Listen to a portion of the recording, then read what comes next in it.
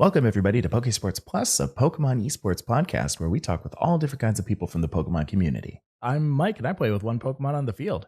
I'm Kevin. I play with two Pokemon on the field.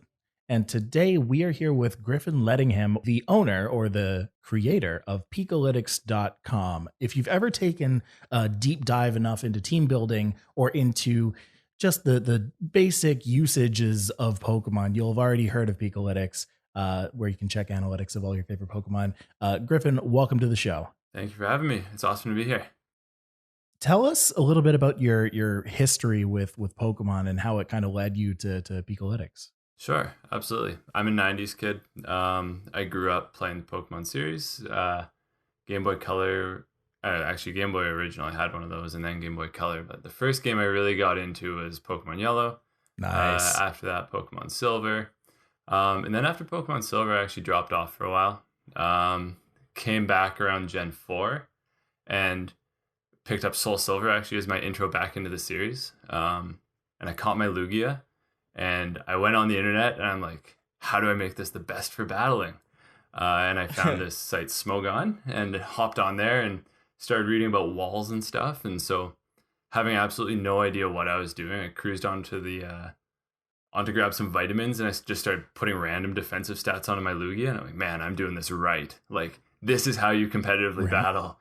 And so I thought I was deep diving in there in Soul Silver, and then got into Black and White, and that's when I actually kind of learned about like singles and whatnot. Started figuring out EVs and IVs a bit more. From there, I actually started trying to play more and more competitive, and got into VGC around XY, I guess. That's when I started. I've been playing VGC ever since then. But as you can tell, there was a very iterative process. Like it took a lot to learn. And so I'm a software developer by trade. That's what I do for work. And so along my process of trying to figure this out all by myself, and with the help of forums and Reddit and 4chan and yada yada, I was like, there has to be a better way than this to figure this stuff out, because it's so complicated, and it seemed so hard to find user-friendly stuff at the time. And so around then I found the Pokemon Showdown usage stats, which are provided monthly in various kinds of formats, but mostly they're text-based. There's a huge one which is very like data heavy, and so I took that and I decided to see if I could make that pretty. That was my first step. Came up with a website called Pokemeta. That was my original name for it. And it was really just like a bunch of graphs and stuff, and I actually have screenshots of it. It's pretty funny. It didn't look great, but it was kind of starting to portray this data in a format that humans could read, and that maybe someone who wasn't super familiar could read. And then from there, I just started iterating and getting user feedback and etc.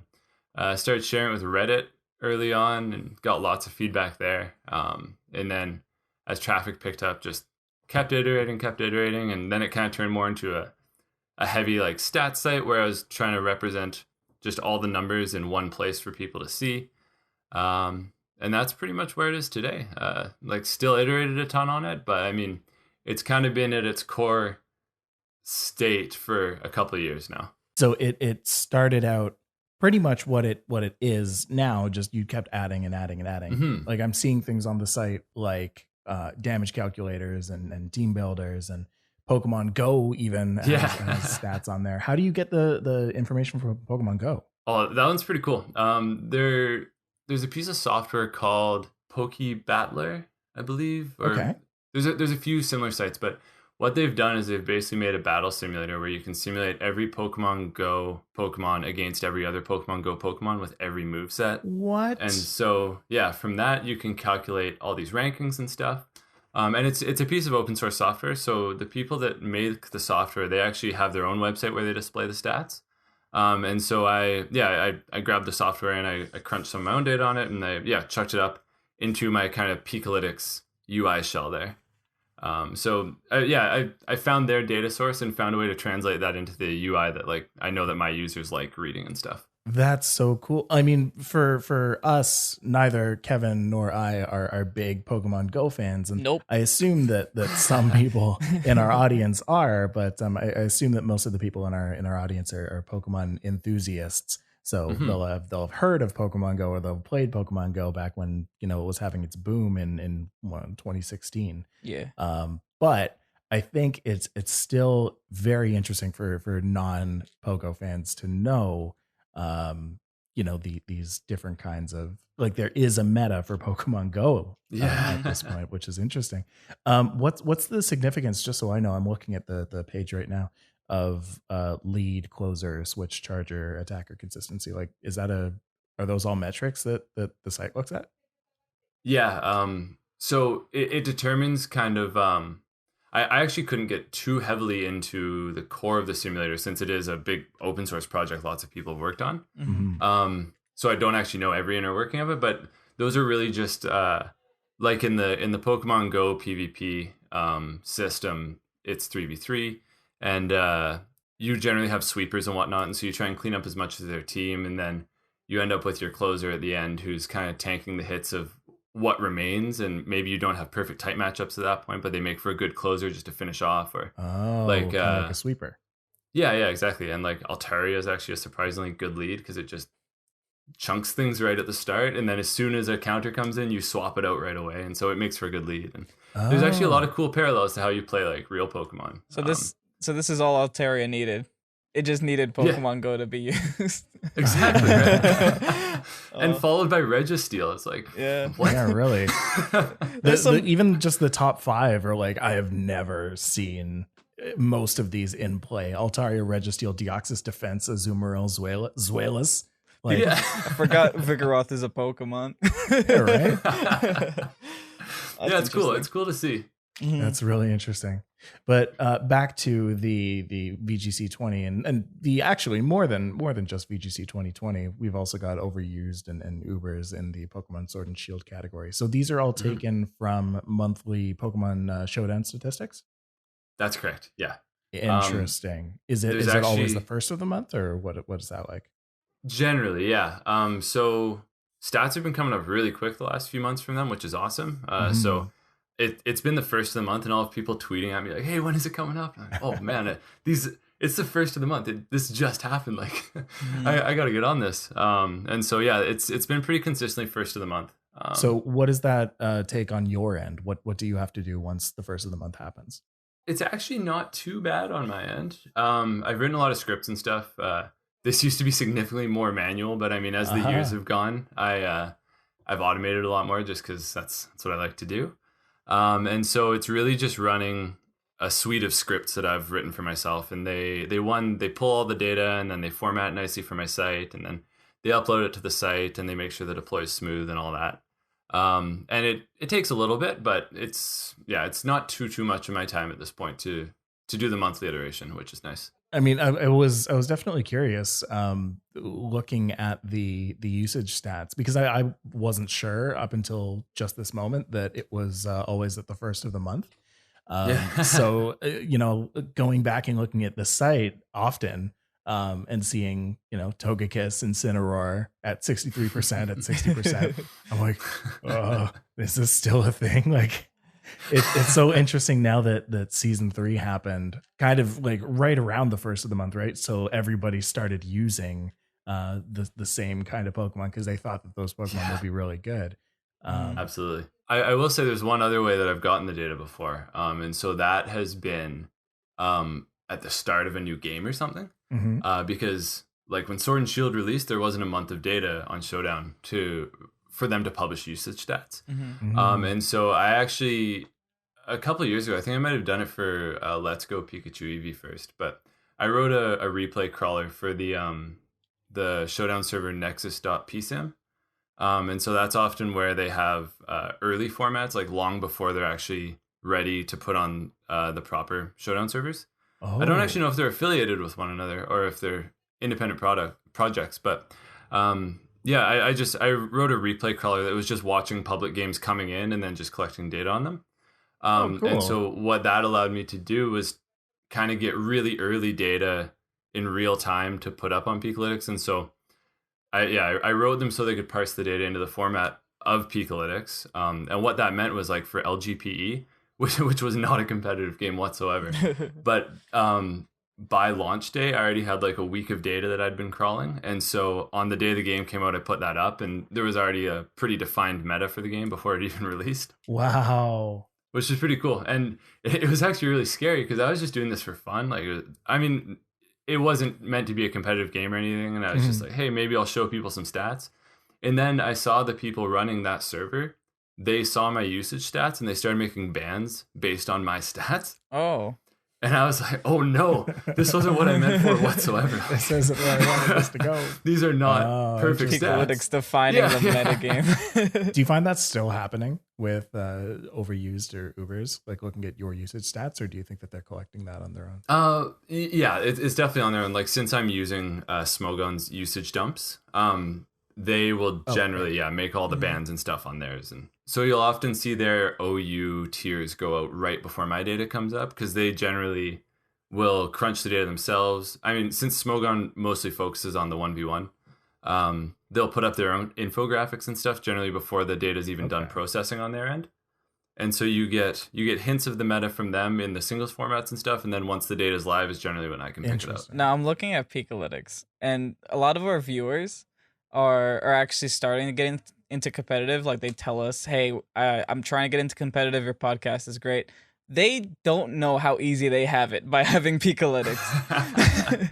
This is so clean. All of the sets and EV spreads are right there, all the items, the stats. Like, back in even 2014, I don't think Pikalytics was out, right? Or if it was no, it wasn't. It was so like it was Pokemeta at the start, and that was like, I think summer 2016. But no, I appreciate that. I mean, that was absolutely my goal, was just have the data here and be readable. Yeah, because like before, you used to have to like watch your own replays of Showdown games, play your own games. I used to have a YouTube channel back in 2014 where I would sit through a whole session of me team building, and I would have like 8 tabs open. But like here, I have everything on one site. It's great. Yeah, that's awesome. Yeah, it really does look like it was just, what are the 6 things that people need to know about this Pokemon in VGC? Their base stats, moves, teammates, items, abilities, EV spreads. Put them in 6 boxes. You're done.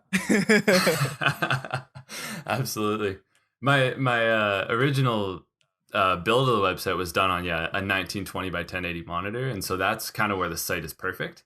That's where you get all 6 boxes in one view. It gets a little more awkward when you're on a laptop and stuff. Then they start moving down the page, but yeah. I mean, people know how to scroll. They'll be fine. I mean, I'm resizing the page right now. Like it resizes fine, right? Like it's it goes from the just 1 to the 2 and 1, 2 and 1. I accept that people want to probably use their mobile phones sometimes while they're playing game, and so I wanted to make it mobile friendly for sure. So would you consider yourself a Pokemon fan first, or a site designer first, or like both? Ooh, I think I definitely have to say Pokemon fan first. I think that's kind of like what really got me into this, because from a pretty young age, I knew I wanted to build games and stuff, and that was absolutely because of things like Pokemon and Mario, Crash Bandicoot, all those. Yeah. Like this is a good resource for people who are putting together teams, but like how much would you say that you're well versed in Pokemon? Oh, it's a tough question. If you're looking at the usage and you're seeing the different spreads, like can you look at the spreads and kind of understand why they are there, does that take a little bit more? No, I do in a lot of cases. Definitely not the intricate spreads where it's like a 1% usage spread or something. They get pretty niche on there, but yeah, I do understand the competitive game really well. I'm just a bit hard on myself because I know that I'm not a super experienced competitive player, but I do know the meta quite well, just working with all the stats and stuff. Do you find yourself using Pikalytics a lot as a resource? Yeah, absolutely. I've built myself some tools that are based on the Pikalytics stats and stuff that I can even use while I'm playing the game. Yeah, it's just probably not a great practice because when you're in a tournament, you don't get that stuff. But so you hold the secret key. Yeah, exactly. I've actually open sourced a lot of that stuff these days to try and help out other projects and whatnot. And so It is actually all on my GitHub if people ever want to try the tools I'm using. But yeah, I can imagine that, understanding the inner workings of Pikalytics is a lot like when people ask the question, how is math useful outside of a math class? Like it's not, unless you are trying to think dynamically. So like if you're in a tournament with Incineroar or with a Togekiss on the other side of the field, being well versed in Pikalytics, in that kind of language, in the language of usage stats, you can kind of say, okay, well, typically these will have this, and typically that will mean X or Y. If there's an Incineroar out with an Assault Vest, I'll know not to go for certain moves. If there's an Incineroar with a Figgy Berry, I'll know not to go for certain types of moves, or an Agua Berry or an Yapapa Berry. I can understand that, like, to have a general and, even further to that, broad understanding of what the site does and what information it takes and what the output was, that must be able to help your game quite often. Yes, it definitely does. It definitely does. When you were putting together a website like Pikalytics, did you come across any issues when you were first getting it started? Yeah, with Pokemon, like I said, like when I started out, it was just graphs and numbers, and it was not nice to look at.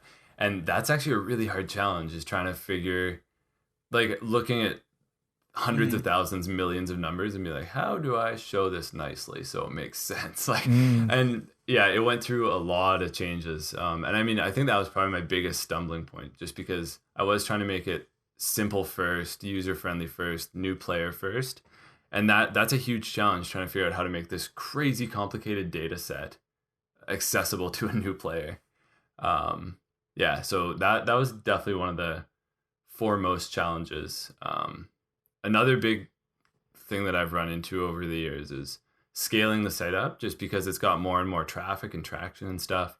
And I've had some pretty spectacular meltdowns where the server just crashes into the ground and I'm scrambling trying to figure things out, and that's always fun. One of the most notable ones was when the website first started out, I had passed along to A-Drive, a Twitch streamer and YouTuber, because he was doing I think it was maybe his first series of Road to Ranked on there.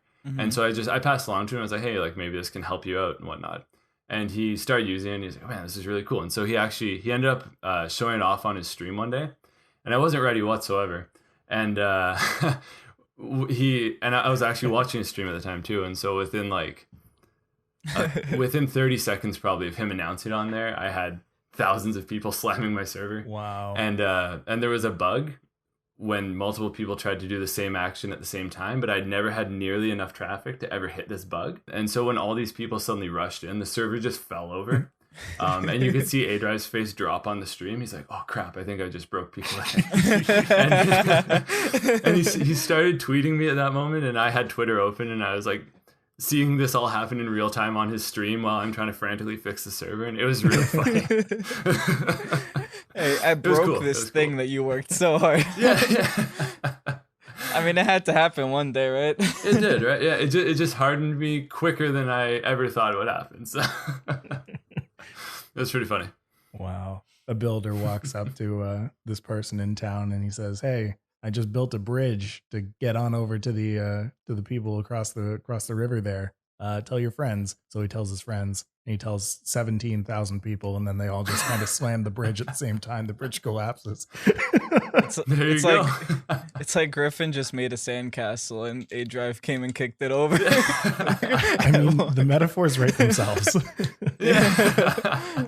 Oh, it was great. He was very apologetic and stuff, and you could tell he felt so bad. And I was like, no, like, it was awesome. I really appreciate it. That was definitely on me. Yeah, totally. Traffic is traffic. Yeah. Yeah. And that's something that you definitely fight with as a programmer. Like the term tech debt is kind of when you go for the quick solution to a problem, knowing it might bite you later, but you kind of make that call. You're like, if this becomes a problem in the future, then it's a good thing and I'm doing well. But then when you actually do well and it becomes a problem, then it really sucks. Right. Do you still have a couple of those? What was it? Tech debt, did you say? Oh, yeah. Do you have a couple of those kind of in your back pocket with Pikalytics? They are everywhere. Yes. Yeah. Like I said, I've tried to open source some of the tools so other like developers and whatnot can try and use them for their projects. Mhm. But one thing I'm scared of ever doing is open sourcing the actual Pikalytics code, because it is just a dumpster fire and I don't want people to see most of it. It's an organized mess. Yeah. It is. Like whenever a new game comes out, I'm just chucking code on top of code and it's like, ew, I really hope this works. Oh, it's fun. That's interesting. With Pikalytics, and you know the success from there, I think this is a good kind of jumping off point. What kind of opportunities has that kind of, you know, gotten you? Where have you been because of that? Has there been anything that has kind of popped up because of Pikalytics? Yeah, I've definitely met people in the community that I would not have done so otherwise. Right. So that's been really cool just to talk to people, and I've had pros reach out, and a lot of big names praise the site and ask questions about it and provide feedback, and that's really cool, and that's absolutely not something I ever expected when I started the website out. And that comes back to like the imposter syndrome, like I was mentioning, Right. where I don't feel like I'm a very competent Pokemon player, but then all of these huge names are reaching out to me, and like, oh man, I'm not worthy. But yeah, that's been a really cool aspect as far as the Pokemon side. And then, I mean, yeah, development side, this is absolutely one of the, it's absolutely the biggest side project I've ever worked on myself. It has taught me so much about my career, and that's really actually reflected in my day job and stuff. Because there are things that you don't come across unless you're kind of running the show yourself. Right. And there have been huge learnings from there that I don't think I would have got from anywhere else. Nothing really comes to mind at the moment, but yeah, like people and career have been the two biggest takeaways for me for sure. We talked to Calvin from Babiri.net the other Yeah. day, and he said he actually met you at a competition. Do you compete often, or was that just kind of like a one-time thing? No, so that was actually the first competition I've ever played in. Oh, well then. Yeah. So I've been playing for years. I've been playing VGC for years, but I live on Vancouver Island, which is just off the coast of Vancouver, British Columbia. And so we're on an island. There's not a huge Pokemon community here. And so there aren't really any local events whatsoever for VGC. The only way to go and play that is to take the ferry over to Vancouver. And that's about, I don't know, couple hour trip all said and done. And so it's not necessarily in my yard for me to just go play events. Mhm. Yeah. And so this one was coming up, and I wanted to check it out because I've had a lot of fun with VGC 20. And I just wanted to network, talk to people over there, etc. And so I was actually already planning this trip. I was going to head over. And then a couple weeks before it, Kelvin actually reached out to me on Twitter, not knowing that I'm in this region or anything. And he just kind of, praised Pikalytics and said that he's been working on his own project and it's heavily inspired by the work I do, and et cetera. And so he showed me what he was doing, talked about it a bit. And when I went to respond to his message, I noticed that the school he goes to is over in Vancouver. And so I responded to all his questions about Pikalytics and about software and stuff. And then at the bottom, I was just kind of like, oh, hey, actually, we live pretty close to each other, and I'm headed over there in 2 weeks to a Pokemon tournament. And it sounded like he played and he knew the community and whatnot. So I asked if he was planning to go there, and he actually was. And so, we met up at the Vancouver MSS and chatted for a bit, and he showed me the prototype of Babiri just before he was ready to send it live and stuff. And we talked about the tech we were using, bounced ideas a little bit. And yeah, it was super cool to meet him. He was an awesome guy, and it was You got great a sneak to just peek in it. Yeah, absolutely. That's not bad. Yeah, very cool. And then I heard your guys' show with him a couple weeks ago, and he mentioned me. So yeah, we it's a great province for Pokemon websites apparently. Yeah, I mean, it seems like something's in the water. I don't know. Yeah, and the other the tournament organizer is Roshan, who ran Nugget Bridge back in the day. So Oh yeah, it's just a whole pool of people here. all these Vancouverites making Pokemon content. It's true. Not even bad. All right, now before we go for a quick break, we said at the beginning, I play with one Pokemon on the field. I'm a big singles guy. Kevin plays with two Pokemon on the field. He's a big VGC guy. How many Pokemon do you play with on your side of the field? Oh, I play with 2 on the field. There you go. Hey, we still haven't had a single. Nobody's been single of the people that we've had on so far. Oh, How man. do you play without protect? It doesn't make sense. Exactly. Mike, oh my god, this is a great story. Mike didn't know what Follow Me did before this season. It's actually He was like, "What is this true. move? What is wide guard? What is after you? What is quick guard?" I use protect when I'm toxic stalling, and that is it. And now that that's basically gone, I don't have protect anymore. Even if it wasn't gone, the timer wouldn't let you go to it. The timer wouldn't let me do it. Yes, that's awesome. Well, I think with that, let's take a little break. When we come back, let's get into the actual game. Let's talk Pokemon. Let's talk shop for a little bit. Yeah, we'll do that when we come back. So we'll see you in a little bit.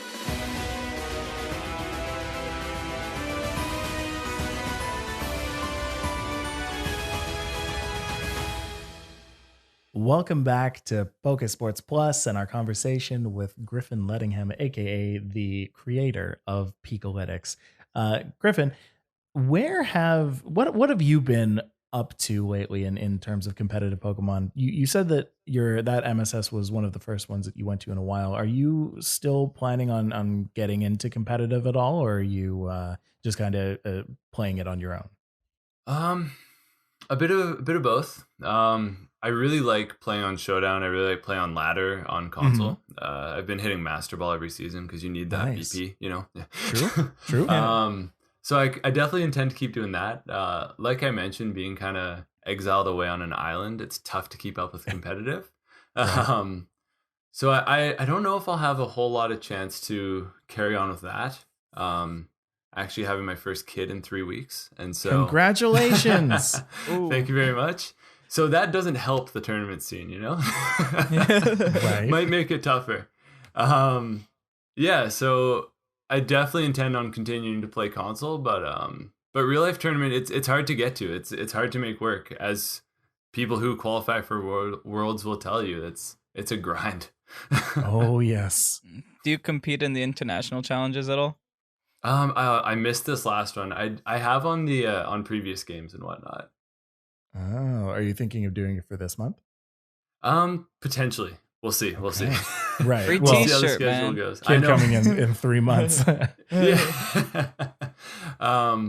Yeah. I do have a pet team in my pocket if I find the time. But okay. All right. Well, let's talk about that. Tell me about your team. It's pretty run of the mill. Some of the choices. It's got a little bit of meme in there, you know, as every team needs to. Yeah, so the team I've been playing lately, it focuses around kind of the Sylveon Tyranitar lead. Oh, yeah. Which I'm quite fond of. Pixelate Quick Attack into a weakness policy is pretty sweet. Absolutely. So that's kind of the core of the team right there. And then it's got Arcanine on there, who is just everybody's favorite. I see you haven't replaced Arcanine for Incineroar yet. No, and I respect that. I wish I could say that was intentional. It's honestly just because I've been busy. I mean, Arcanine doesn't get a parting shot, so fair enough. So, you know, it is what it is. Dragapult's on the team because it's Dragapult. I really like the special variant of Dragapult, just for the coverage it offers. I'm pretty fond. Gyarados is another one. I'm on Intimidate Gyarados with an Assault Vest, which is good times because so many people chuck Thunderbolts into Gyarados, and when it actually doesn't do a whole lot to it, they look very confused. Then they check Pikalytics and see Assault Vest as high. Yeah, exactly. And then the last member on the team is Ferrothorn, who I love Ferrothorn. He's not really meta at the moment. They're definitely better Trick Room as well as just better grass Pokemon. But I'm a big fan of the Leech Seed Stall. It's pretty tough with the timer nowadays. And at the MSS I mentioned, I did have someone just timer me. And I mean, that's how you beat a Ferrothorn. Basically. You can't blame them, you know? You know what? I had never thought of doing that until this past international? No, regional. Collinsville. Collinsville, right. I had never thought to actually timer stall. That just hadn't been a thing in my lexicon.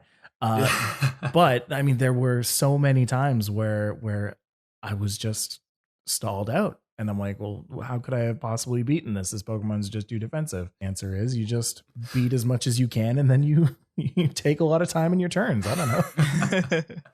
That is the answer. Yeah. If I can spam protects, then so can my opponent, and it ends up working better for them sometimes. It's interesting that you mentioned Arcanine. I had thought about Arcanine recently, because obviously on Pikalytics, Arcanine is set as a quite low usage, but at the snapshot at which that was taken, everybody was trying out Incineroar over Arcanine. So now looking at current day usage, and seeing Incineroar and Arcanine pretty much neck and neck actually in their usage for the past like week, I would say. It is probably fair to say that nobody is, or not very many people are using Arcanine and Incineroar on the same team.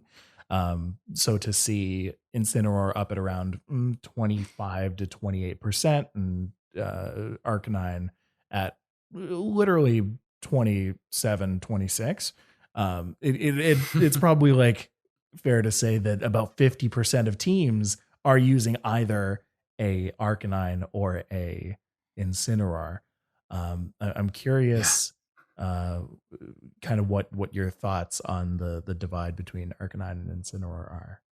I know one kind of fills a certain niche, but in that Arcanine, Incineroar now has the parting shot. But why the choice to specifically add Arcanine? My choice for Arcanine was because Incineroar wasn't legal yet. Oh, fair. In hindsight, I probably would have taken Incineroar on the team. Yeah, Arcanine can be built in so many different ways, whereas Incineroar, you're kind of locked into a bit of a mold in a lot of cases. And so I find with Arcanine, you can go rogue a little, since you could be choice banned, you could be just using berries, you could be special attacking, you could really be support with just Will-O-Wisp, Snarl, all that. Like, I feel like Arcanine can give you a bit of an advantage just in your opponent doesn't exactly know what you're going to be using.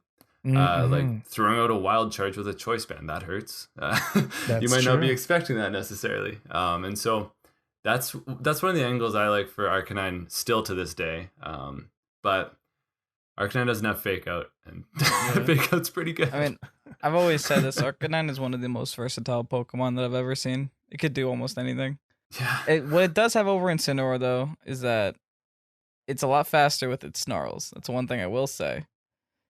But yeah, that Fake Out thing is kind of a little bit sad, but Fake Out's not even super necessary this meta. It's really only good against like Focus Sash users.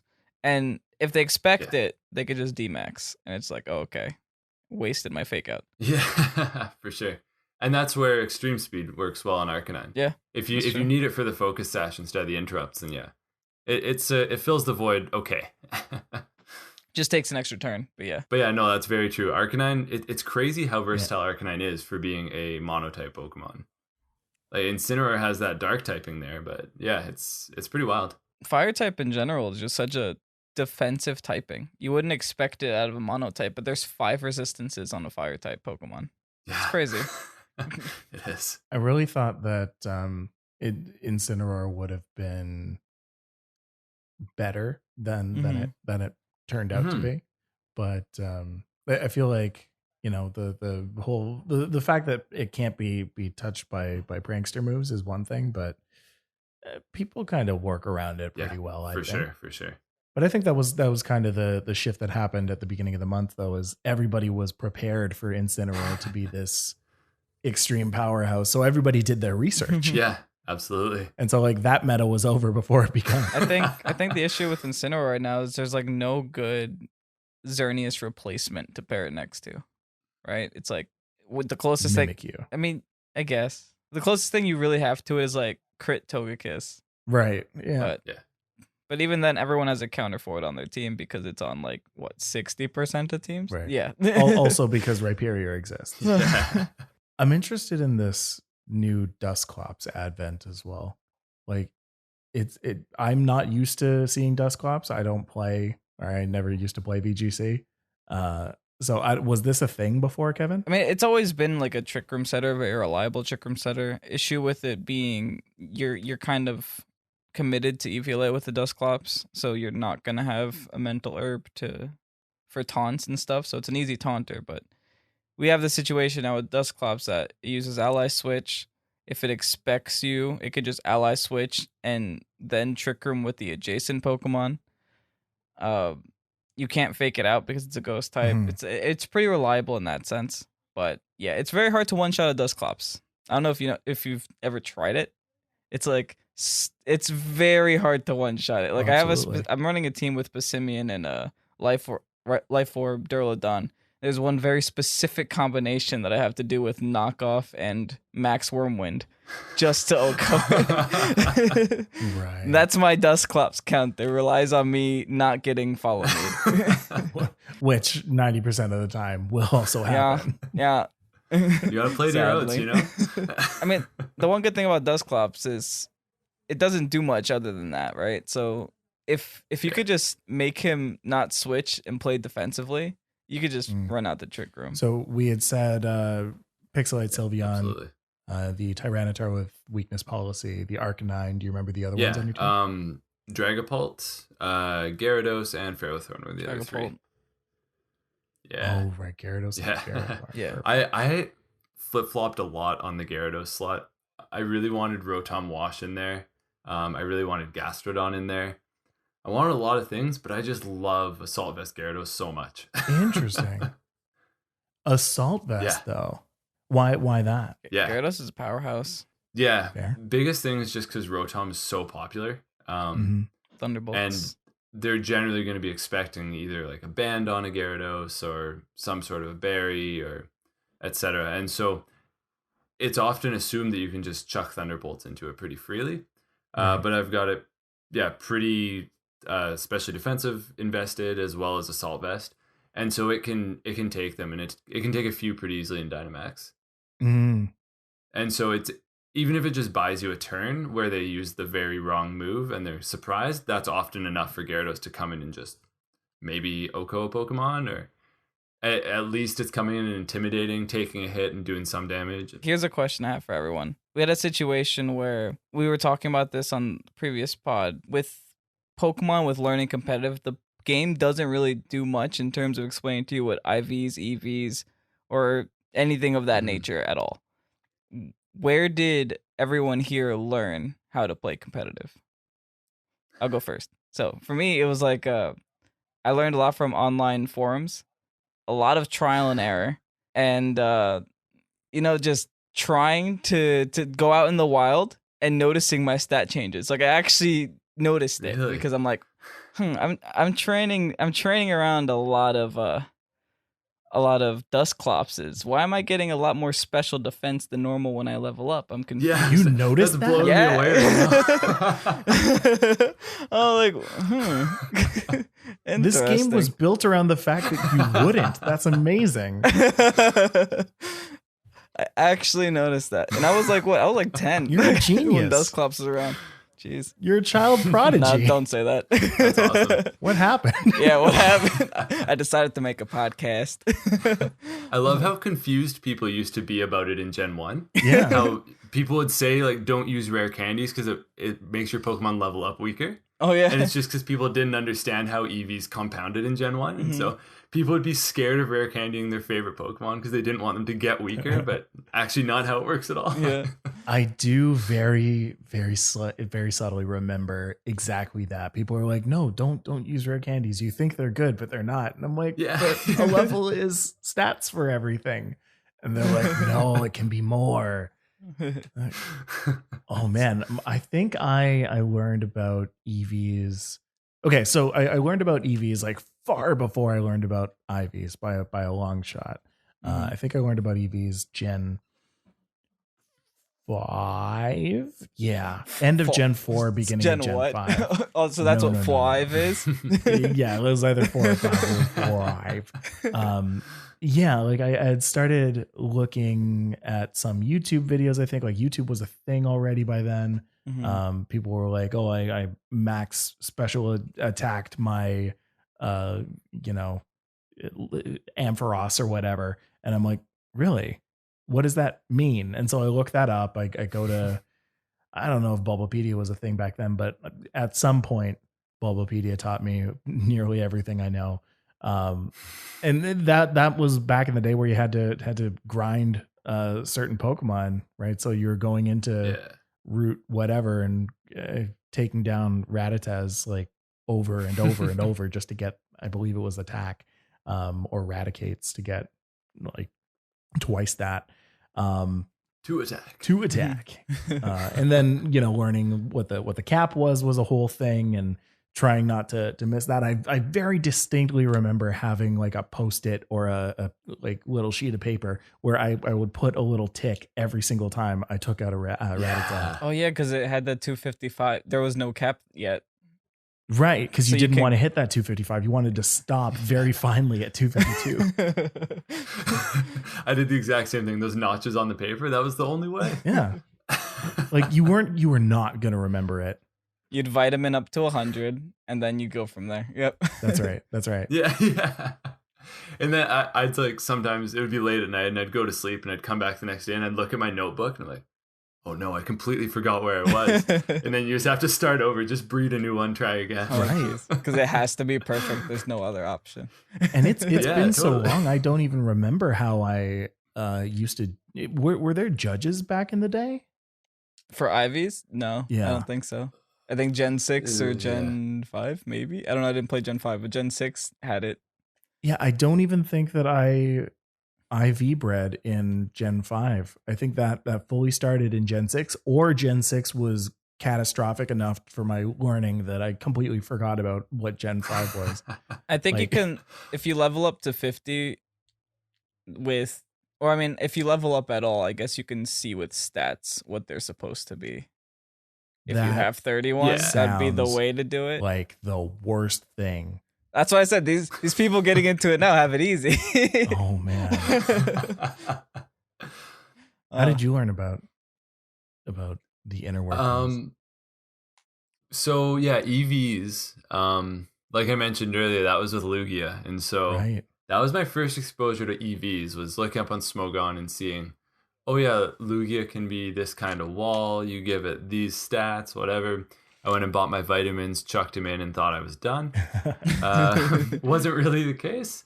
And then when I started trying to train more Pokemon in that game, I started reading a little bit more and figuring out that, oh, they start at 0, and if you play through the story with them, they actually get ruined.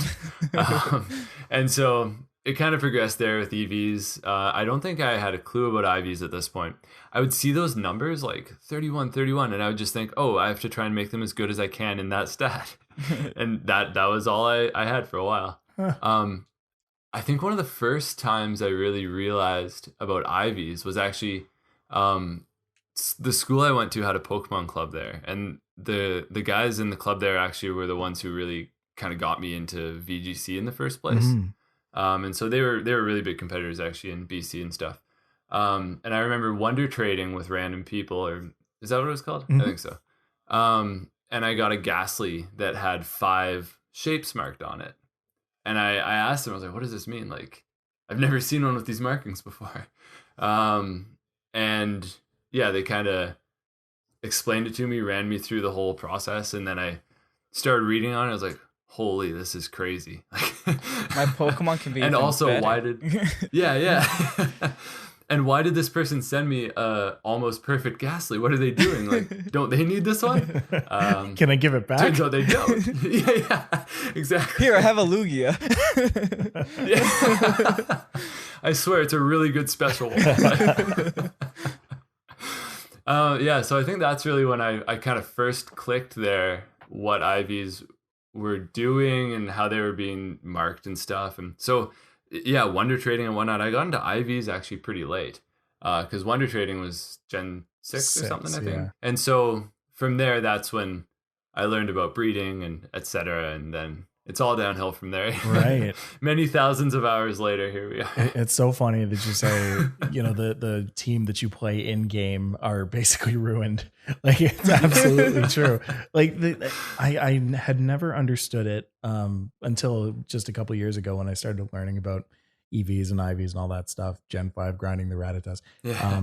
It's programmed to make you feel like you are super, super strong because of the bond that you have with your Pokemon or whatever, because, you know, you are the one knocking out these Pokemon, gaining their stats.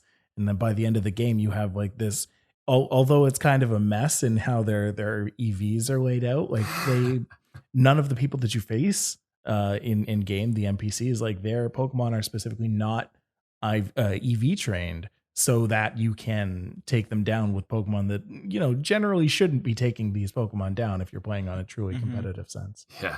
It's honestly, but it's such genius game design. Yeah. As some, like, I'm in the industry, and I'm currently, or I'm constantly working through game design problems and stuff.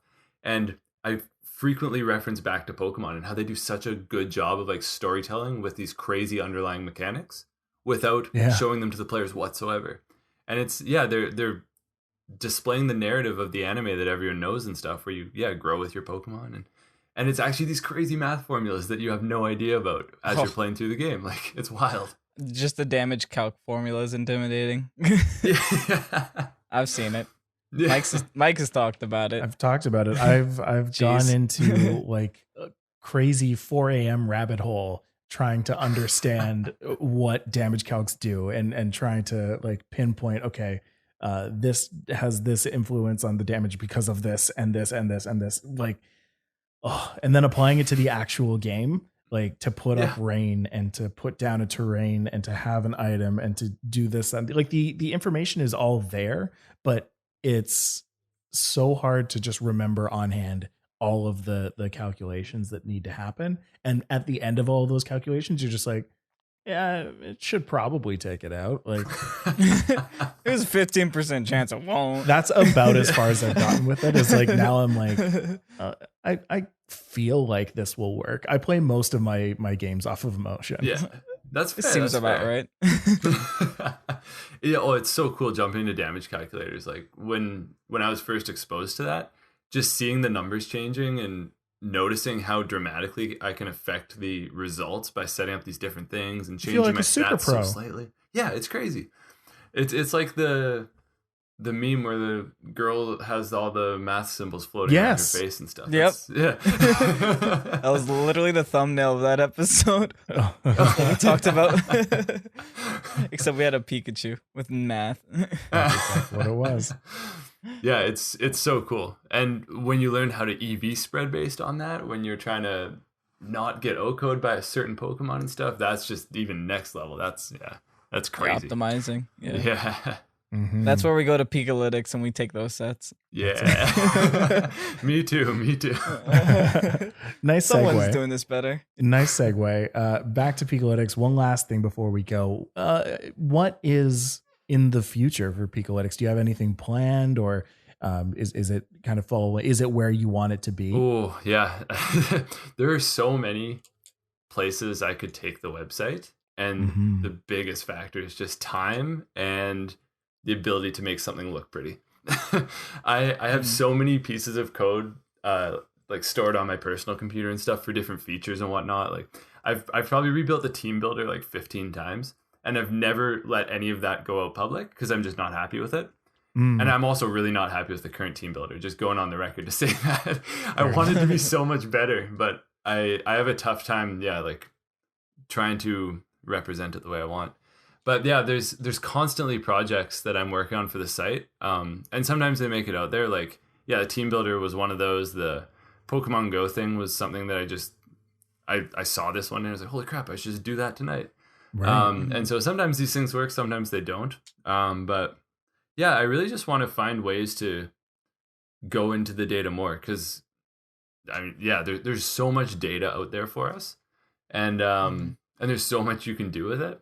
Like a few years ago, I made a big spreadsheet that I threw up on Twitter, and it was the top, I think, 20 pairs of 2 leads and their win percent against all the other pairs of 2 leads. And it was this crazy, like, 1,000-cell spreadsheet. And it's just like, you can just do all of that with this data that we have, and it's so cool to look at. It is. That's my jam. I know. It's crazy. So yeah, I want to try and keep looking for innovative things like that, and I'm always listening for people to give me ideas. Just today on Twitter, someone tweeted me and asked if we'll be able to sort or search based on moves and abilities and stuff ever, and that's something that I've actually wanted to get in for quite a while, but there's a big data constraint there because I'm gonna have to expose the moves of every Pokemon in the ranking on the page at once, even if they're hidden. The data still has to be there.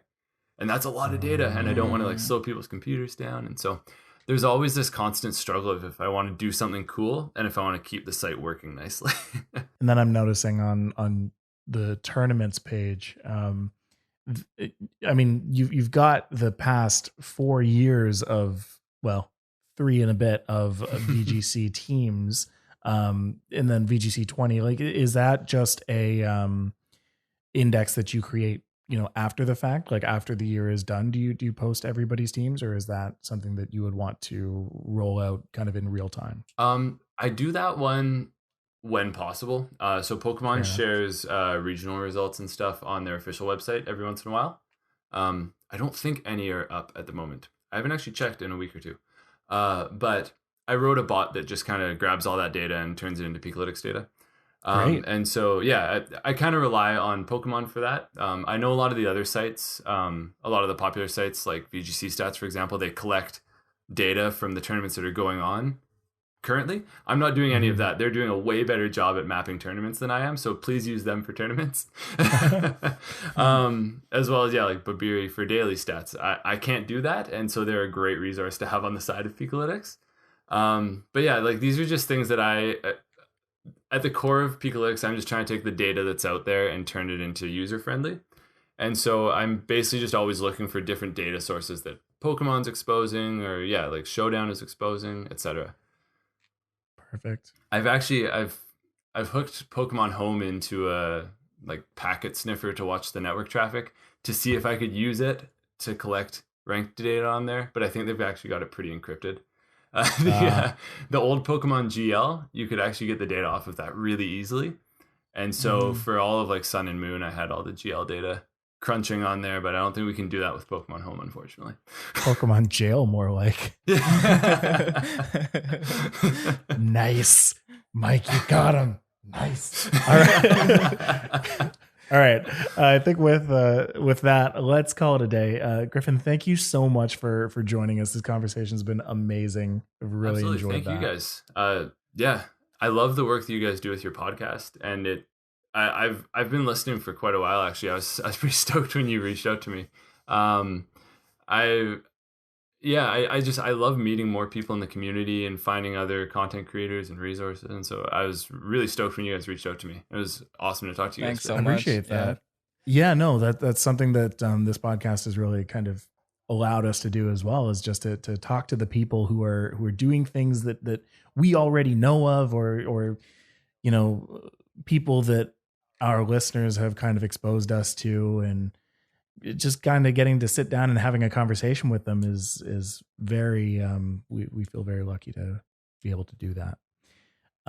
Absolutely. Griffin, if people want to get in contact with you, where are some places that people can find you? The most open place probably is on Twitter. So that's twitter.com/Pikalytics, Pikalytics, like analytics, but Pikalytics. I try and answer DMs on there. I don't always see them, so I'll try and catch your DMs if you send them to me, but also just openly tweet to me. You can also find me on GitHub under Griffin Ledingham. GitHub is a programming code website where you can share your projects and stuff. If you want to look at any of the projects I talked about that I open source, they're all on there. I wrote an article recently about using AI to try and build EV spreads automatically, and that the code for that is on there, so it's kind of fun. I'd say Twitter's probably the easiest. And then, of course, at the very least, if you aren't already and you're looking for a way to understand what teams are being used or what Pokemon are being used most often, head to Pikalytics.com. Kevin, where can people find you?